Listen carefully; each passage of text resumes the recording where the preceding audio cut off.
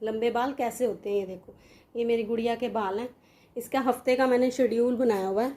एक हफ्ता मैंने अंडा लगाना है, एक हफ्ता मैंने दही लगाना है और शैम्पू करना है। लेकिन आजकल ये बड़ी हो गई है, तेल ऑयल नहीं लगवाती है, अपनी मर्जी वाली हो गई है, ऑयल कभी कभी लगवाती है। और इसके बाल देखो कितने सुंदर। मेरे भी बाल ऐसे ही होते थे, लेकिन मेरे कलर से चले गए हैं। तो अगर आपको इतने लंबे बाल करने हैं तो प्लीज़ अपने बालों को कुछ करो ना करो, हफ्ते में एक बार अंडा तो ज़रूर लगाओ। और अगर आप अंडा लगाओगे तो आपको कंडीशनर की ज़रूरत नहीं पड़ेगी। जो अंडा होता है वो कंडीशनर का ही काम करता है। अंडा जो है बालों पे शाइनिंग लाता है, और ऐसा नहीं होता कि उसकी स्मेल चली गई है या बहुत गंदी स्मेल आती है, ऐसा कुछ नहीं है। मैंने जब मेरे बाल बहुत लंबे थे तो अभी मेरी जो मदर थी वो अंडा ही लगाती थी। एक हफ्ता उन्होंने अंडा लगाना है, एक हफ्ता उन्होंने दही लगाना है। और अगर आप एक ना मेहनत करनी होती है, आंवला रीठा शिकाकाई मंगवा के उनको उबाल के उनके पानी से आप सिर धो, उससे भी बहुत फ़र्क पड़ता है, बाल नहीं झड़ते। सबसे मेन बात, मैंने 2016 में कलर करवाया था अपने बालों में। तो जब मैं चेयर पे बैठने लगी ना, मैंने लॉरियल पार्लर से करवाया था। जब मैं चेयर पे बैठने लगी तो उन्होंने मुझे एक बात बोली थी। देखो, मैं हालांकि उनकी कस्टमर थी, फिर भी उन्होंने मुझे बोला था ये कि आपके बालों का वॉल्यूम बहुत अच्छा है, आप कलर मत करवाओ, बाल ख़राब हो जाएंगे। लेकिन मुझे शौक था, मैंने कहा नहीं आप कर दो।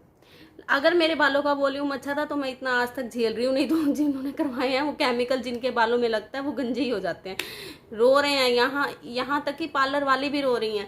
मैं मानती हूँ स्पा करवाने से बहुत कुछ होता है, लेकिन आए महीने पार्लर भी नहीं जाया जा सकता, नहीं करी जा सकती केयर। तो मैं आपको यही बोलती हूँ, जितना हो सके एक तो आप कलर से बचो, और एक स्मूथनिंग कैरेटिंग इससे बचो। ये जो रिमॉन्डिंग हो रही है ये बालों को एकदम डैमेज कर देती हैं, बिल्कुल ख़त्म कर देती हैं, और वो दोबारा पहले जैसे नहीं हो सकते। मैंने बहुत कुछ अपने बालों पे करके देख लिया है, लेकिन मेरे बाल पहले जैसे नहीं।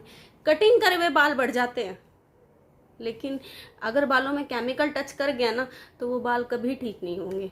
मेहंदी लगाओ, मेहंदी जैसे वो हरी मेहंदी होती है, उसमें भी अगर आप अंडा डाल के लगाते हो ना तो वो भी बहुत अच्छा है। आप मेहंदी लगाओ हरी, लेकिन ये कलर वलर से बचो, आपसे रिक्वेस्ट है। बाल बिल्कुल डैमेज और सबके हो जाते हैं जो वो जो कहती है ना हमारे को इतने साल हो गए, वो दोबारा दोबारा रिपीट करती हैं इन चीज़ों को, आए 6 महीने बाद दोबारा करवाती हैं, चाहे वो कलर है, चाहे वो रिमॉन्डिंग है, चाहे स्मूथनिंग है, वो दोबारा करवाती हैं। स्मूथनिंग रिमॉन्डिंग का तो मेरे आई थिंक 1 साल का टाइम है।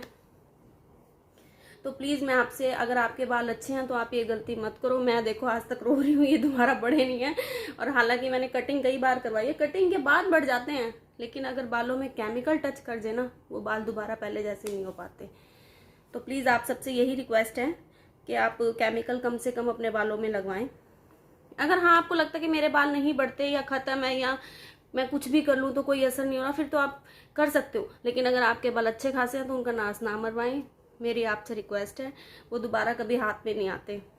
और मेरी बेटी के भी देख लो, खुद ही मैं इसके बालों की केयर करती हूँ।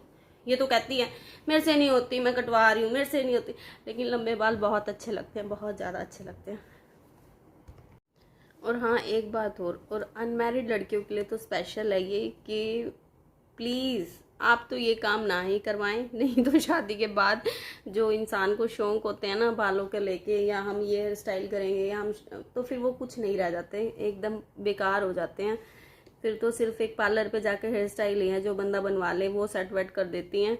तो ये मैं अनमैरिड लड़कियों के लिए स्पेशली बोल रही हूँ, प्लीज़ आप इन पंगों से दूर ही रहो और तभी सही रहोगी, ठीक है। अगर आपको मेरी वीडियो अच्छी लगी हो तो सब्सक्राइब और शेयर ज़रूर करना प्लीज़, आपसे रिक्वेस्ट है। Thank you.